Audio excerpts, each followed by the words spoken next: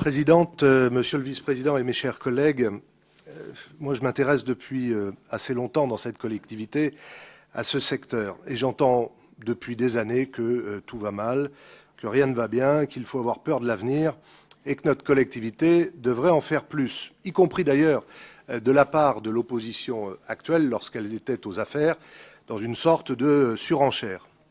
Je voudrais rappeler à certains de mes collègues qui l'ont évoqué que pour les situations les plus inacceptables et donc les plus médiatisées, la situation de l'hébergement d'urgence incombe avant tout à l'État.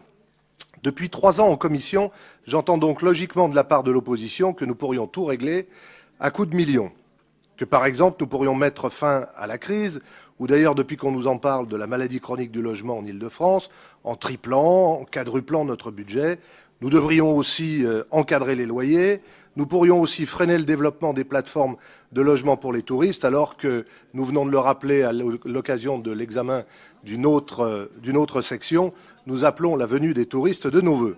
C'est d'ailleurs l'objet de nombreux amendements, ces amendements étant tellement gagés sur le budget des routes que nous n'en aurions bientôt plus lorsque tout serait construit, et que pourtant il nous faudrait bien ces routes pour relier les constructions entre elles. Parfois on se demande si Ubu ne siège pas du côté gauche de l'hémicycle.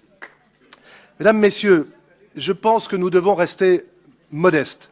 S'agissant du seul secteur de la construction de logements sociaux, je rappelle à tous que son financement en France est avant tout le fait de l'épargne privée, puisque les prêts CDC sont assis sur la collecte du livret A, donc de l'épargne des particuliers, et puis par ordre d'importance des exonérations fiscales, taxes foncières, TVA bonifiée, exonération d'impôts sur les bénéfices, évidemment du loyer d'équilibre, et puis des fonds propres, et enfin, et seulement, en dernier lieu, des financements des collectivités locales et de l'État qui sont devenus évidemment plus importantes ces dernières années.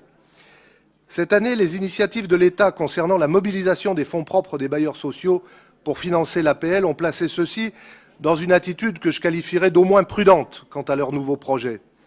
Cela vient s'ajouter à l'augmentation du foncier en Île-de-France et des coûts de construction.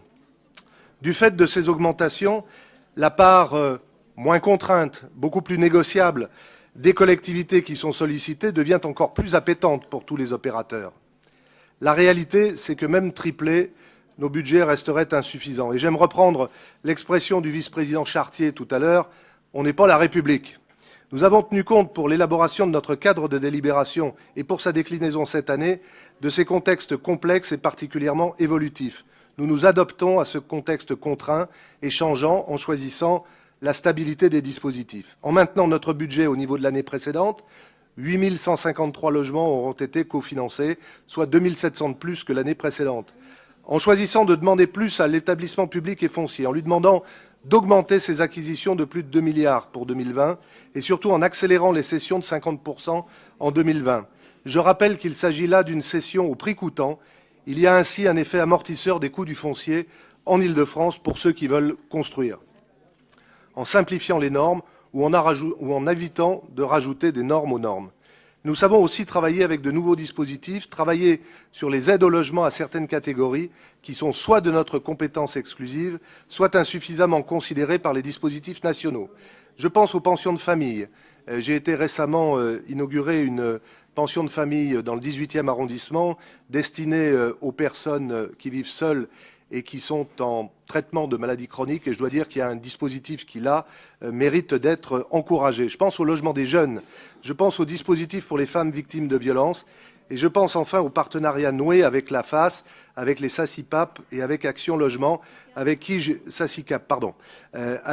eu l'honneur de signer une convention au nom de la présidente. Mais je pense également au dispositif de lutte contre les marchands de sommeil.